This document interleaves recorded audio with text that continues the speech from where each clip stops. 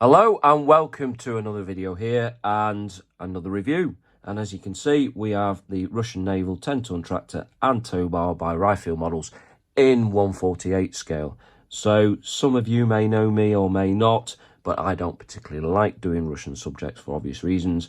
But either way, I'll kind of gloss over that for obvious reasons and move on with the review. I don't want to make it too political, but either way. So before I actually start the review, I just want to say a big thank you to Gary at Tiger Hobbies for providing this review sample and the rest, which you're going to see later on. So thank you so much. Now, if you do like doing Russian subjects and you want something for a diorama sort of setting, then this is probably the one for you.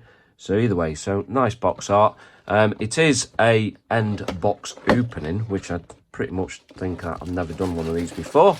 But either way, we've got some sprues, we've got the main bit. Looks like we've got some 3D printed parts-ish. We've got, rubber tyres, my favourite. Some photo etched, the instructions, and I think pretty much that is that. So bear with me 2 seconds and I'll show you the instructions.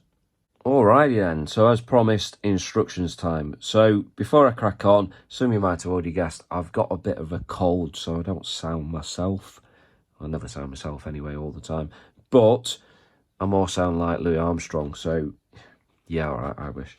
So instructions time, let's crack on. Front main page, usual blurb, and then straight over the page, you've got your sprue callouts, which again, you've got some 3D printed parts in there, so make sure you've got everything there as you crack on.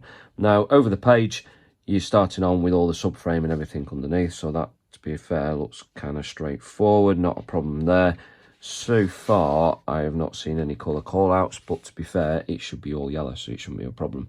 Then you're putting all your leaf springs in there. You've got a nice picture there, which shows you the orientation. So it shouldn't be a problem.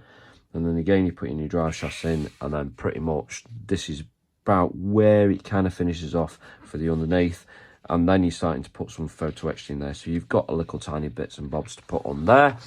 And then again, you've got some more photo etched. You're putting your driver's seat in there. You haven't got an engine, but that shouldn't be too much of a problem. Yeah, you put some more photo etched in there. And then over the page, you've got these rubber tyres on, so they should be an easy fit and easy paint. And these are the parts of the 3D printer parts that you're putting on there. Then moving on to the tow bar, which, to be fair, is all one piece near enough. So there's a very minimal cleanup, so it shouldn't be a problem. Then over the page, this is the orientation as it should look, so that shouldn't be a problem. And then you've got decal placements, which is very few and far between. You've got your paint call-outs, which are in Mr. Hobby, and it also looks like you're painting these stripes on. So, yeah, not too bad, that. Very straightforward. So let's have a look at the parts.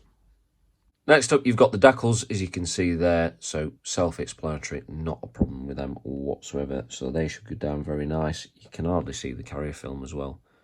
Yeah, very nice then. So moving neatly on to this mask sheet, and it's all die cut, as you can see. Looks very nice indeed for all the chevrons and everything like that. But to be fair, the way that I'd paint it is this backing sheet here. I'd take all these off, take this whole piece off if it's all one piece and it's evenly spaced, and it should be spaced like that. And then paint the yellow and then the red afterwards, because I'm weird. But either way, if you want to do it the other way, you can do it the other way. So that is a nice inclusion in the kit. So first things up is the chassis. As you can see there, one piece. So you get an overall size of what this thing's going to look like when complete. Obviously without the tow bar. But yeah, it doesn't look too bad, to be honest with you. It looks really nice. There's no flash on it whatsoever. You got those two ejector pin marks, but they're going to be covered anyway. Some nice cross hatching in there, as you can see, some diamond patch in there, and you've got some ejector pin marks on the back, but to be honest with you, they're not too deep. You should be able to get rid of them, even if you do see them at all when the wheels are all in there.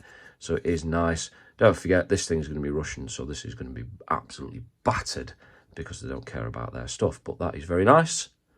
So first main sprue up is Sprue A, as you can see here, and it's got a myriad of everything on there. So you've got your tow bar and literally everything else on here. So just scooting about, as you can see, Everything looks very clean and very neat. No problems with this whatsoever. The seam lines around things, especially the tow bar, is very minimal, so it'd be very quick to clean that up. Not a problem whatsoever. And on the reverse side, yeah, no ejector pin marks really anywhere that's going to cause you issues. Obviously, those leaf springs there, you might not be able to see them, so it shouldn't be a problem. So yeah, very, very nice sprue. Next up, we've got Sprue B, and as you can see, you've got all your wheels on there, you've got your discs and axles and everything like that, your covers and your steering wheel and the seat. So spinning around, the details look very nice, not a problem on those wheels whatsoever. Same with the covers and the same with everything else on there, so very nice indeed. You have got an ejector pin mark on the back of this seat, but again, I don't particularly think you're going to see it. So that is a very nice sprue, not a problem with that whatsoever. So this last tiny sprue, as you can see, Sprue T, has got all the clear parts on there, so they look very nice indeed. Not a problem with them whatsoever. So yeah. So now moving on to these fiddly little parts. These are the 3D printed parts that you're going to glue onto the main chassis. And as you can see, there's no support structures for these. These have been taken off, and to be honest with you, very minimal cleanup for these, and these should be just a quite straightforward glue on. So they are very nice indeed, as you can see there. Not a problem with them. So in terms of tyres, normally rubber ones are a bit naff, they're not great, but oh my god, these are absolutely awesome. Look at them. Rubber tyres nowadays are getting so better that you can't really fault them, to be honest with you. So let's have a look at one of them. And on the side, you've got the writing there, which is illegible. The same on the other side, and the side walls are very nicely done. They are not overly soft and not overly hard either, so you can see that they're very squidgeable. And there's a seam line going around that side and on the other side, but to be honest with you, that will be very hard to see when it's on the completed model. So yeah, very nicely done them. Yeah, I can't really fault rubber tyres now. God damn it. Right, I thought I'd do this right towards the end, because you wouldn't believe me if I told you what is going on here. What's with the massive piece of paper? This is a bit like when you order something from Amazon and it's probably a pair of tweezers and it comes in a big massive mahoosive box, and you're wondering, and your missus is looking at you going, what have you ordered? Yeah. Anyway, so let's have a look at this photo etched, and this will be the final thing. So on closer inspection, as you can see, you've got that clear film that goes over the top that's stuck down onto the surface, so just be careful when you take it off, to be honest with you, because you can bend the photo etched. But this photo etched is what I would call scale thickness for this particular kit and for what its intended purpose is for. So it does look very nice indeed, as you can see straight down on there. Shouldn't be a problem. So if you're really worried about photo etched, this is probably the easiest photo etched that you're going to use. So that is that. And there we have it. That is the review for the Russian Naval 10-ton tractor and tow bar by RFM models in 1/48 scale. Now, as I've always said before in my reviews, or I've always tried to say, is that you can take away whatever you want from this particular review and any other reviews. Your own personal opinion counts the most, whether if you want to particularly buy this subject or if you think the price is right or wherever you take away whatever you, okay? So that is what I always say. Now, for me personally, this subject is really to improve your aircraft model. So to give it a nice diorama setting. And this model actually does that. You do get a lot in the box. You get photo etched, you get some 3D printed parts. And there is a lot of parts to go on this thing. Even though it's quite a dinky model, it is going to be quite impressive when it's all weathered down and everything. And you know, it's Russian. This thing is going to be battered to hell.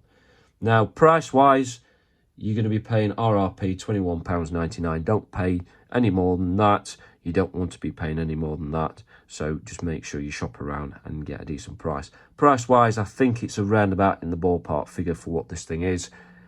Resin stuff like this, you'll be paying a lot more. So injection molded kits like this, we need more stuff to improve our aircraft and give ourselves some diorama stuff.